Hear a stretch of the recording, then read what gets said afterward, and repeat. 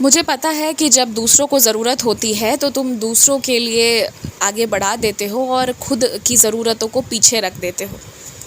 जो मेरी इतनी सोचता है, जो मेरे भक्तों की इतनी सोच रहा है, तो जो इतनी सेवा कर रहा है मेरी, उस बच्चे को मैं कैसे छोड़ दूँ?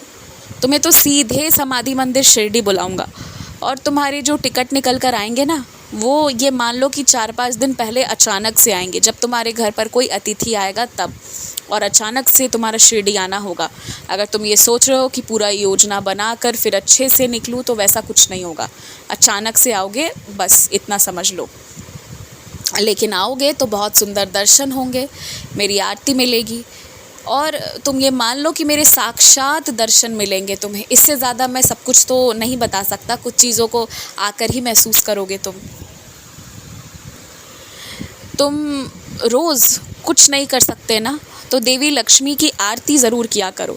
तुम्हें धन में जो भी दिक्कतें आ रही हैं ना, अगर तुम थोड़ी देर बैठकर उन पर ध्यान नहीं लगा सकते, माता पर उनका कुछ नहीं कर पाते, तो कम से कम आरती करो उनका।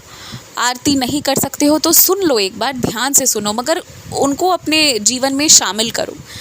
वो देवी जो है ना, वो तुम्हें सिर्फ धन ही नहीं देंगी, वो तुम्हें ऐसे धन देंगी ना कि जिसका सदुपयोग होगा और जो सही तरीके से आएगा, जो जिसके आने से ना चिंता नहीं, खुशी आएगी। और वो तुम्हें सिर्फ धन ही नहीं देंगी, वो बुद्धि भी देंगी, अच्छा स्वस्थ शरीर देंगी, अच्छा माहौल देंगी, सब कुछ मिलेगा। तो देवी की आराधना करो, उसमें कोई गलत बात नहीं है। और दिन भर में एक बार यदि तुम खाना बनाते भी हो ना अपने लिए, तो वो भी ठीक है, उसमें भी कोई दिक्कत नहीं है।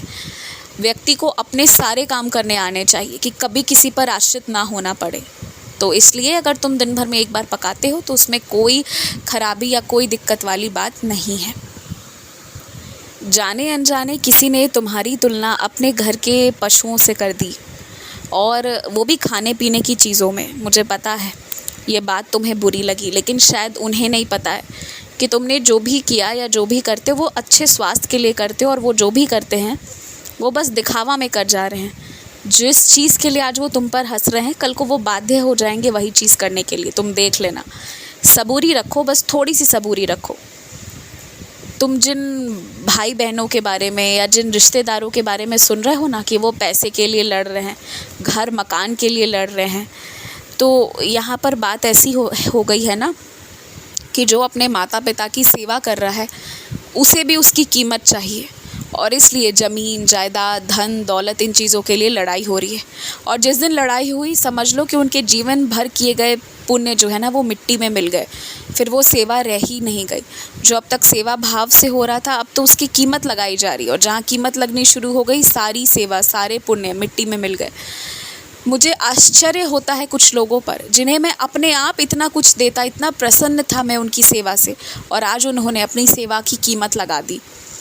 तो ये सब मैं तुम्हें इसलिए बता रहा हूँ ना कि तुम कभी भी ऐसी गलती मत करना। तुम अगर अपने आप से आने दोगे ना जो तुम्हारे लिए लिखी हुई हैं, तो बहुत अच्छी चीज़ें आएंगी मेरे आशीर्वाद से। छिन कर लेना या ज़बरदस्ती करके लेना, ये मेरे भक्तों का गुण नहीं होता। इसलिए तुम ये गलती कभी मत करना। ये चेतावनी देने के लिए ही मैंने इस घटना का जिक्र किया था तुम्हारे समक्ष। खुश रहो, हमेशा मुस्कुराते रहो, हमेशा आगे बढ़ो।